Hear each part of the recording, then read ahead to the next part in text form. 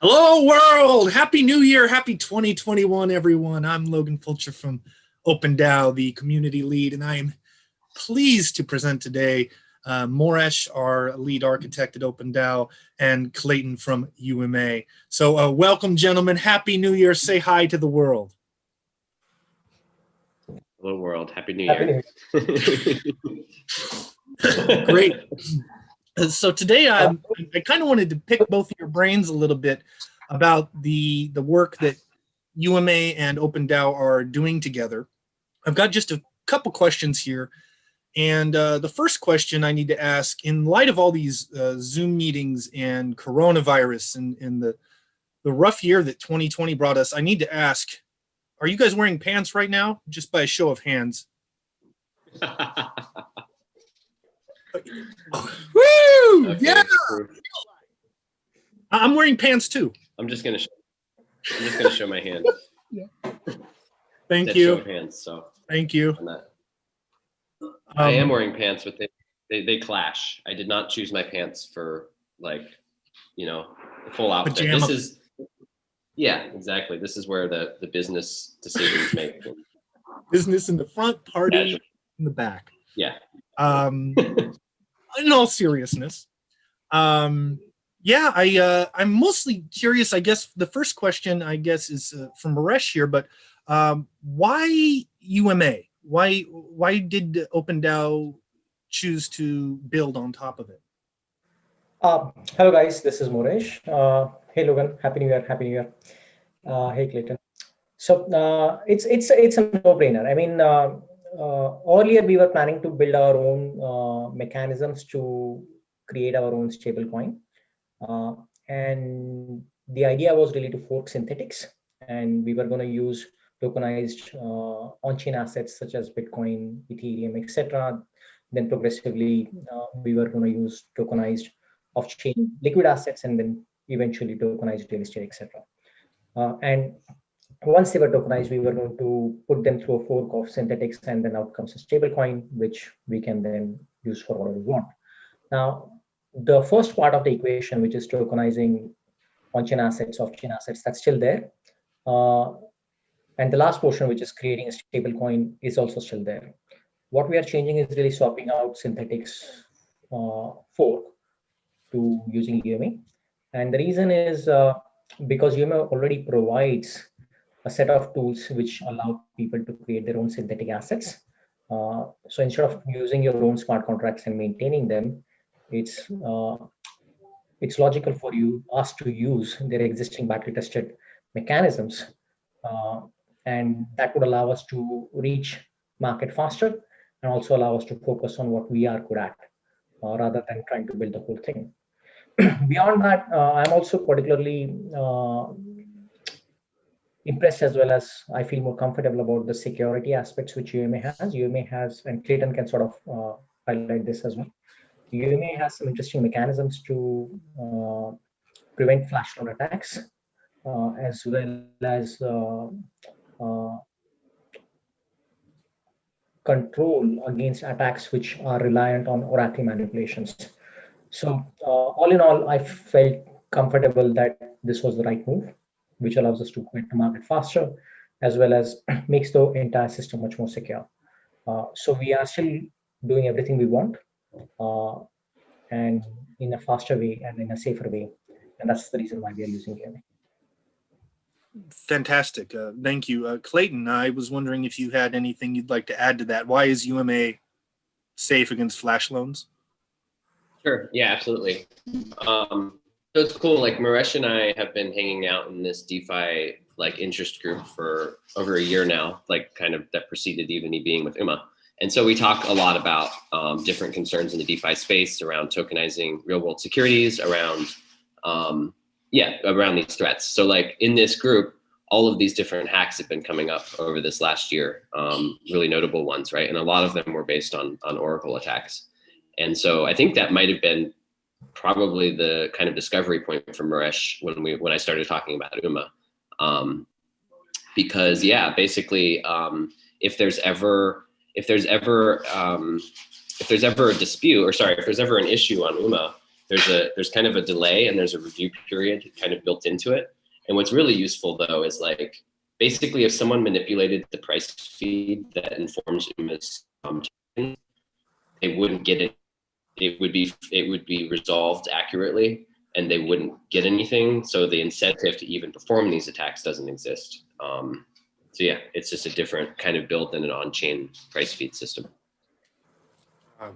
It's beautiful. I think a lot of people are really starting to kind of wake up to this and realize the value that UMA provides, especially in this respect and in light of all the attacks over the past year. So yeah, thank you for both explaining that.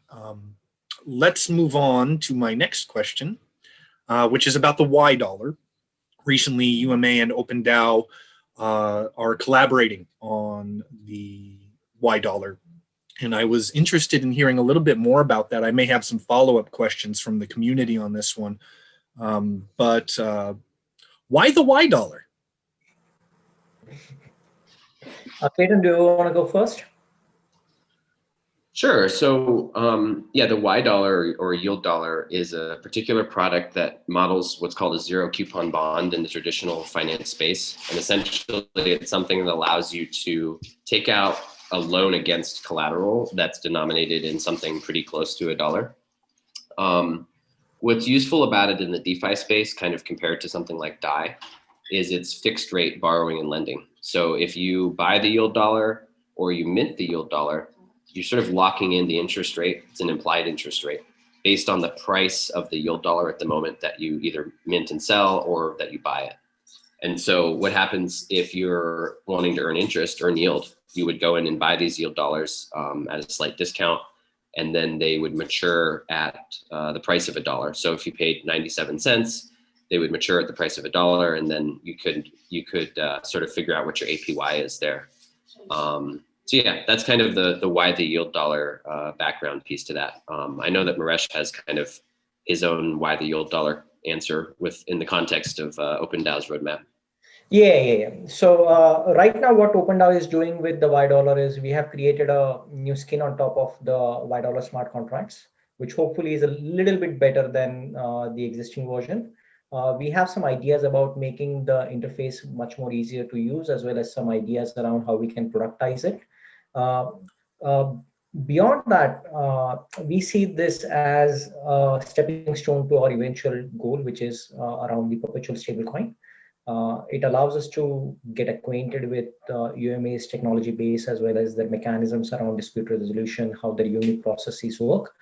We will continue to support the Y dollar as long as UMA wants us to, and hopefully try to build an interface which is much more user friendly as well as intuitive, and try to unlock more of the utility of what the Y dollar already presents. Yeah. Great. And I just have one question from the community, and I'm only asking because I've seen it so much. And when is the next Y dollar expiration? It's in March. Okay. What happens if I buy a Y dollar and I forget about March and it's April? Clayton, do you want to take that? They explode and they destroy all the other crypto in your wallet. So don't do that. Yeah, it's really devastating. There is a rip in the fabric. Exactly. You actually go back in time to when the Y dollar was launched, and you end up in a Groundhog Day sort of loop forever. No, actually, when it expires, it's actually a little bit tricky to wrap your head around. But basically, at the moment of expiry, it's sort of equivalent to someone buying the collateral with $1 at that moment. And then what happens is, into the future, each outstanding yield dollar product is exchangeable for that much collateral.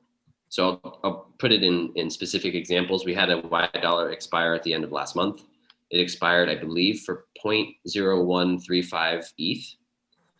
So what that means is that each Y dollar from December expiry Y dollars that are out there in the world are worth 0.0135 ETH, which means they're actually worth over $2, or no, maybe not over $2, but they're worth a lot more now because the US dollar value of ETH has gone up substantially since that time.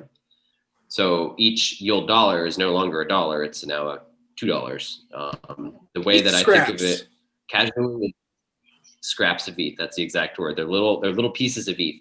So you can just hold on to expired yield dollars forever, as it's basically just it is exactly ETH. You can redeem it for a distinct amount of ETH for each one in forever. You just lifted a massive weight off my chest. I hope everyone's watching this. Thank you. Yep. Fantastic. Guys, last question. Future steps, what's coming up? 2021 is going to be big. I want to hear what's coming. Clayton, you start us off. Yeah. Moresh, why don't you kick off with that, and then I can kind of fill in the gaps when it absolutely applies to UMA's info.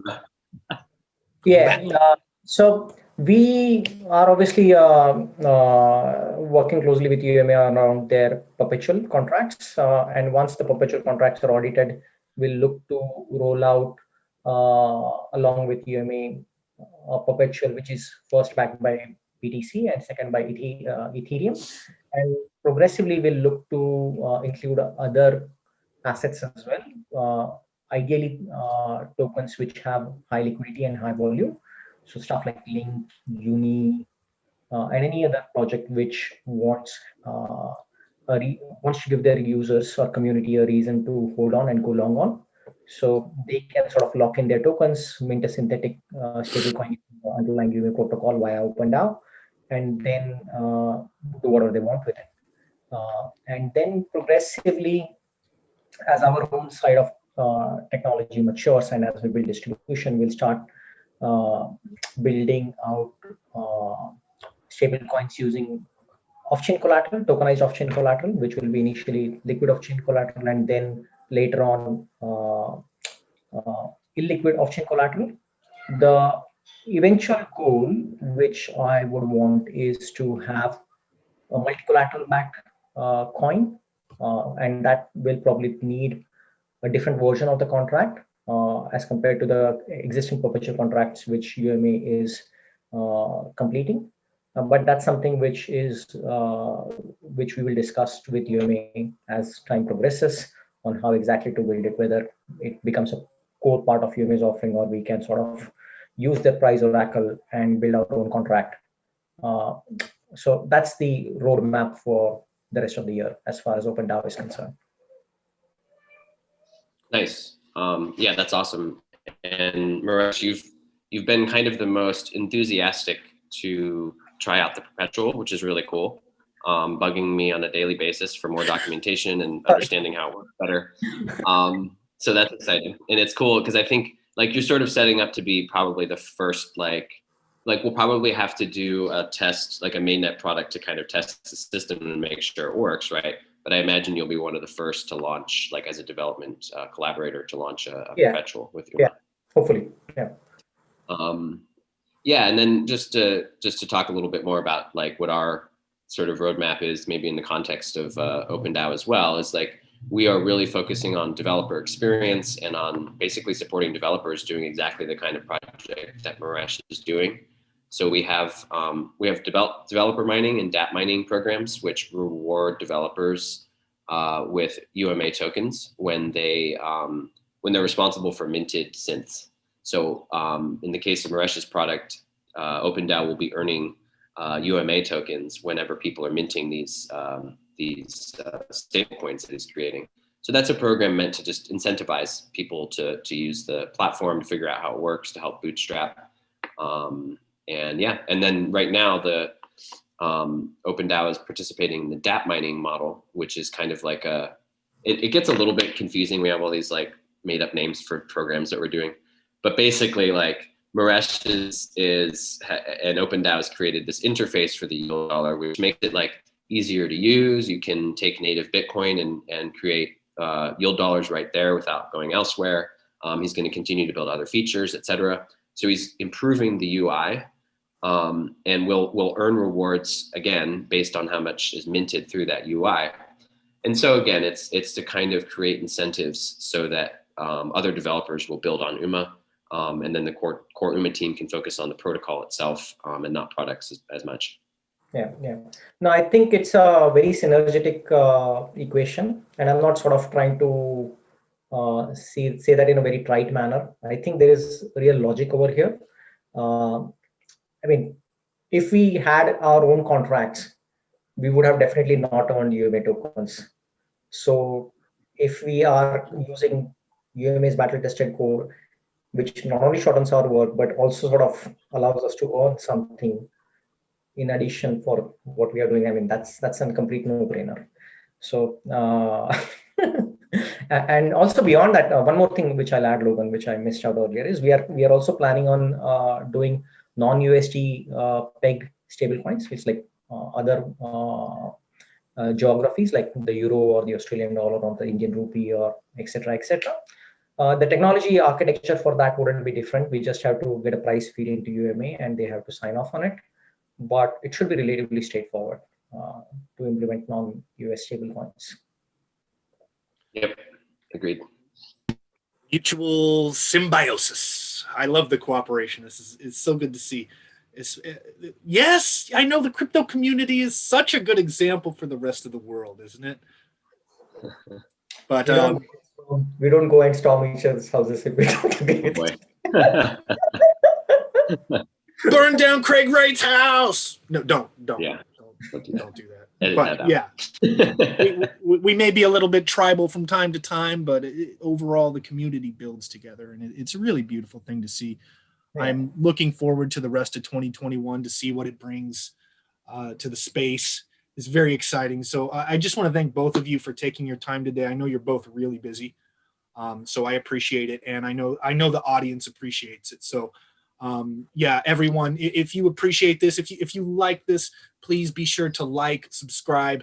Actually, our comments are turned off right now, but please come over to our Telegram, visit UMA and Discord. Like, come see us, come say hi, ask questions. We are here. So happy New Year, everyone, and we'll see you on the next one. Say bye, guys. Bye-bye. Bye, guys. Yes.